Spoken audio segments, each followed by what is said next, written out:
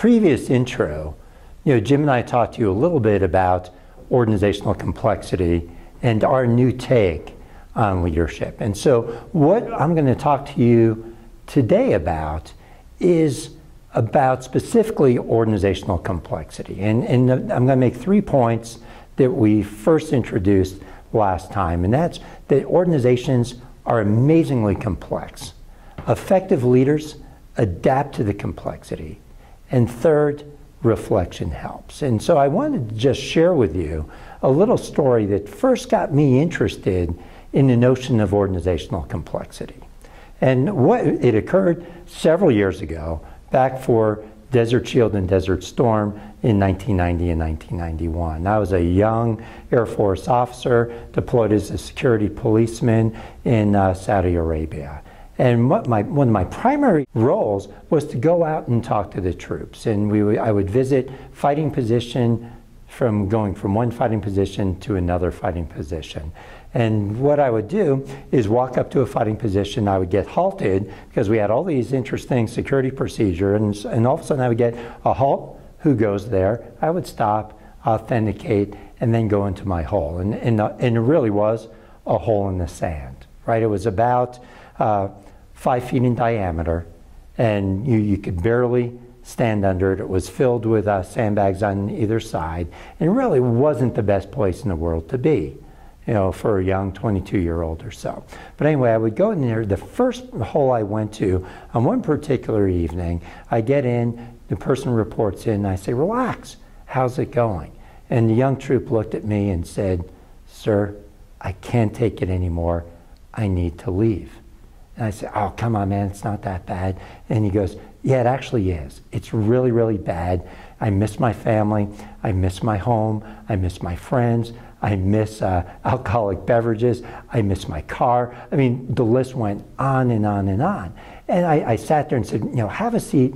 Let's talk." And so, over a course of maybe 15 minutes or so, I tried to get this person to feel a little better, because we ended up being there 8 months, and that was quite a long time.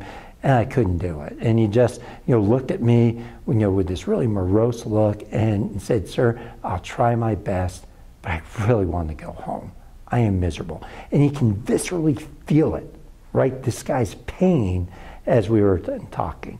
And so anyway, I tried my hardest, ended up leaving, went over 100 yards away, another fighting position, another troop of the same age, same rank. I go into this person's hole, and I say, "Relax, how's it going?" And you gave me a beaming smile and said, "Sir, things are going great." And now I was confused, because there's nothing great about what we were doing, sitting in the hole at 2 in the morning and having a conversation. He said, "Sir, I was from a small town in Iowa. I dreamed of serving my country. I dreamed of traveling. Most of my friends are in construction or in a farming community, and I'm doing something different. And I feel really, really good about doing that." And his joy of doing what he was doing was infectious. And I noticed that I was smiling right away. And we shared maybe 15 minutes together, and then I got up out of that hole and walked away. Well, that experience happened in 1990. And I was never quite the same person after that, because as a student of leadership, I spent my life reading books on leadership, and I realized that there's list after list of things to do. And yet my experience on that particular day was, it was the same sand. We were eating the same food. We were in the exact same place, and yet these two individuals were living in completely different worlds that they created themselves. And so I realized that there's so much more than what meets the eye, that organizations are amazingly complex, and that the most effective leaders have the ability to adapt to that complexity.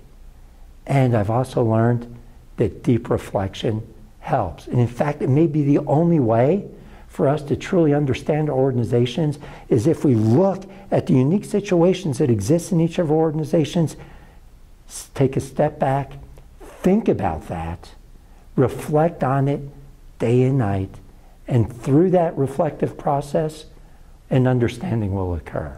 And that's where this journey is about, deep, deep reflection on unique situations.